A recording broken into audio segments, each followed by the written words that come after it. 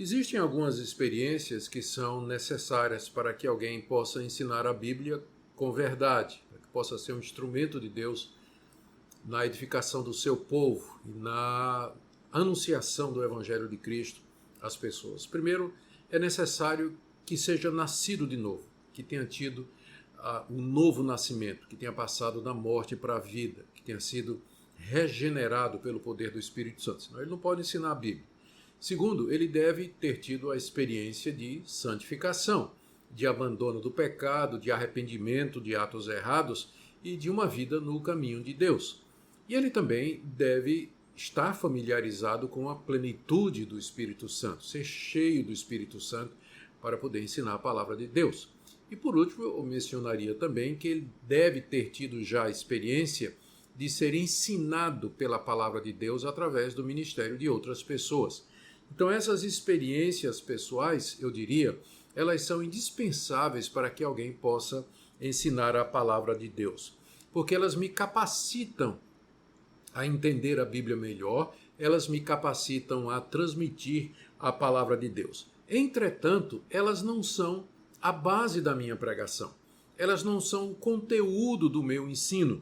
Eu até posso usar alguma experiência pessoal como ilustração, mas o chamado do mestre na Bíblia, toda vez que a Bíblia fala a respeito do pregador, do mestre, toda vez que Paulo fala da sua própria experiência, ele diz que foi chamado para pregar o Evangelho de Cristo.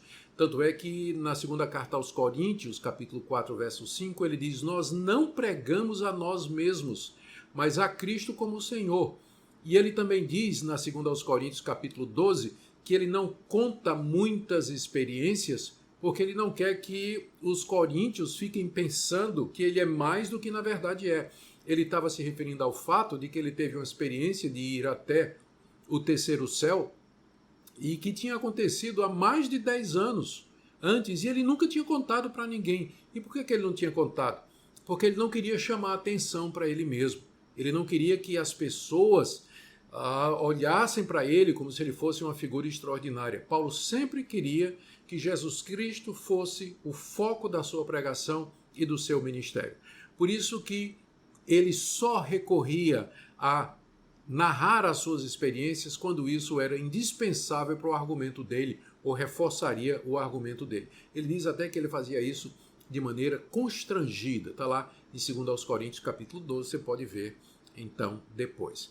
Eu creio que o que acontece é que muitos pregadores, porque não conhecem Bíblia, porque não foram treinados na Bíblia, simplesmente usam o púlpito ou seu espaço ou sua posição como mestre para falar de si mesmo, para falar do que é que ele gosta, das experiências que ele teve, dos seus pensamentos e das suas ideias, quando a nossa tarefa como mestres é ensinar a palavra de Deus.